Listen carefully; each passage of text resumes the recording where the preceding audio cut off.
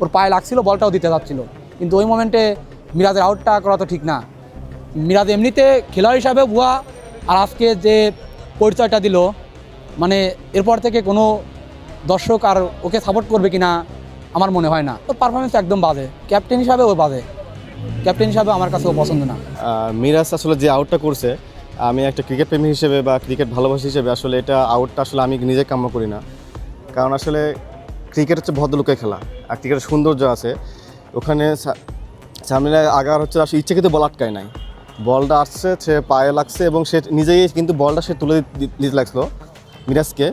এটা হচ্ছে একটা সৌন্দর্য ছিল, কিন্তু উনি যে আউটটা করছে এটা না করলে আসলে এটা ক্রিকেটের সৌন্দর্য বৃদ্ধি পেত এবং বাংলাদেশ সুনামটা আরও বৃদ্ধি হতো। যে আসলে যে আউটটা করার পর যদি ব্যাক নিয়ে আসতো যে না এটা আমি আউট নিব না, এটা কিন্তু সে আসলে মিরাজের সম্মানটাকে বৃদ্ধি করতো। এতে আমি মনে করি যে আউটটা করছে এতে ক্রিকেট তো বিতর্কিত হয়েছে, মিরাজকেও আসলে অনেক বেশি বিতর্কিত হয়েছে।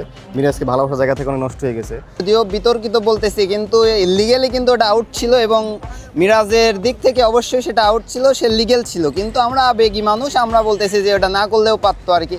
কিন্তু মিরাজের দিক থেকে অবশ্যই আউটটা আমাদের দরকার ছিল, আর সে আউটটা করছিল, এটা লিগেল ছিল আর কি।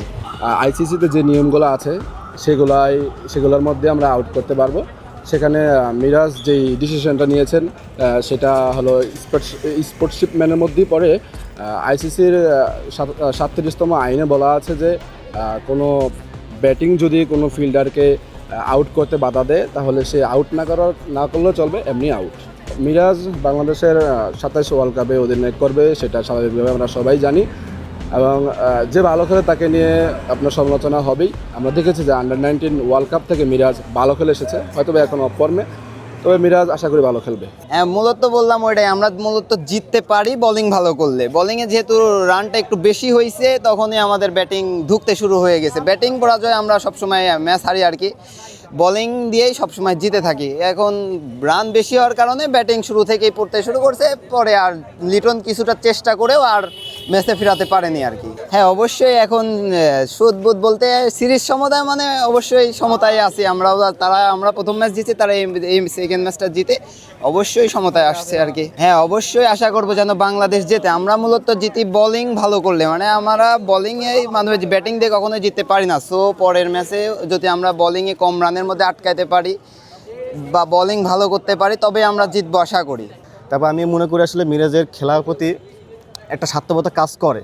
যেমন গত ম্যাচে আপনি লক্ষ্য করে দেখতে পাবেন, যখন দেখতেছে পরপর উইকেট পড়তেছে, সেই মুহূর্তে কিন্তু মিরাজ নিজে দেখা যাচ্ছে যে এখন উইকেট পড়বে, সেই মুহূর্তে মিরাজ নিজে কিন্তু 10 ওভার সে কন্টিনিউ করছে।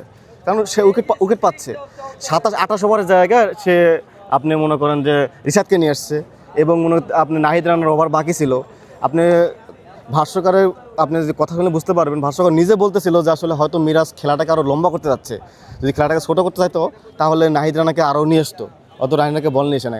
যখন দেখতেছে আসলে ব্যাটিং ভালো পারতেছে না, তখন সে নিজে 10 ওভার করে মানে নিজের পারফরমেন্সটা সে ভালো করতে চাচ্ছিল।